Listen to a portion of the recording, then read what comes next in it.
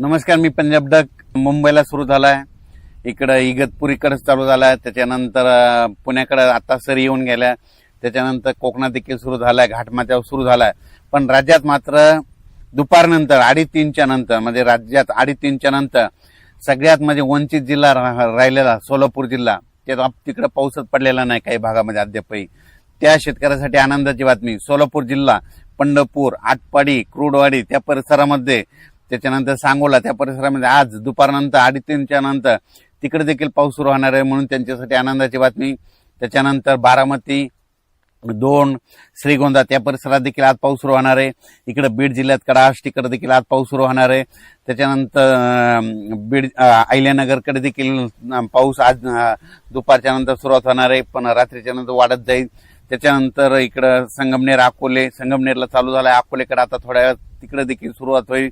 आणि इकडे परभणी जिल्हा, नांदेड जिल्हा, त्याच्यानंतर हिंगोली जिल्हा, बुलढाणा जिल्हा, इकडं जालना जिल्हा, संभाजीनगर त्या भागात देखील आज दुपारनंतर बऱ्याच भागात सुरुवात होणार आहे. अमरावतीकडे सुरुवात होईल, नागपूरकडे होईल. सांगायचं झालं तर आज 15 तारखेला बऱ्याच भागामध्ये 8 दिवस विश्रांती घेतलेला हे पाऊस ते आज दाखल होणार आहे, म्हणून ही सर्वप्रथम शेतकऱ्यासाठी आनंदाची बातमी.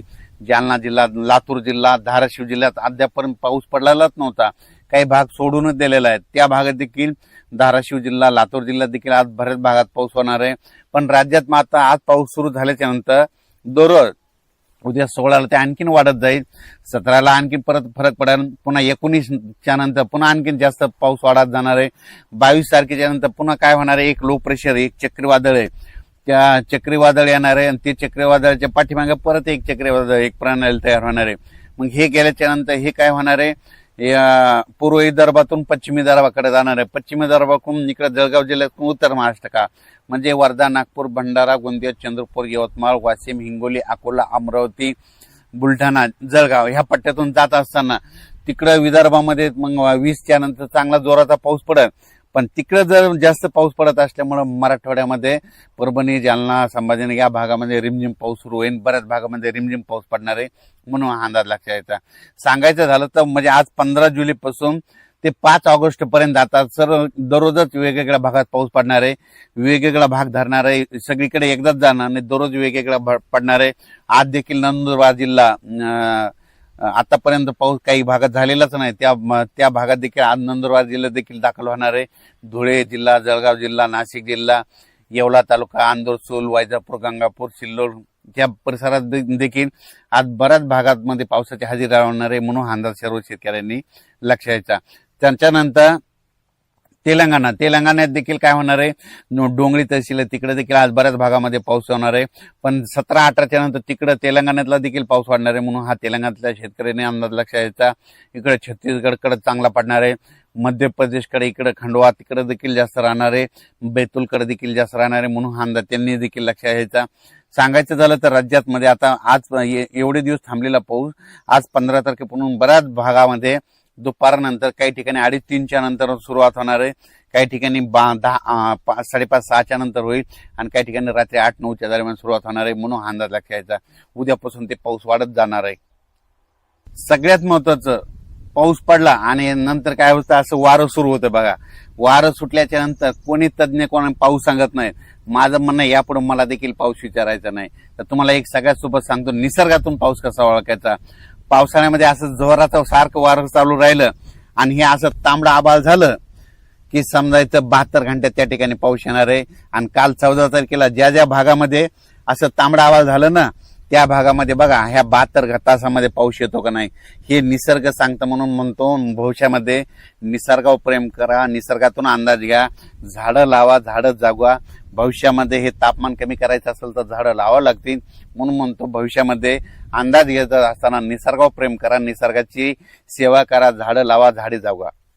नंतर सगळ्यात महत्वाचं, लातूर जिल्हा, धाराशिव जिल्हा, सोलापूर जिल्हा, बीड जिल्ह्यातला काही कडाष्टीचा पट्टा, त्याच्यानंतर नांदेड जिल्हा, देगलूर, उदगीर, अक्कलकोट ह्या परिसरातल्या शेतकऱ्याला सांगू इच्छितो, तुमच्यासाठी आनंदाची बातमी.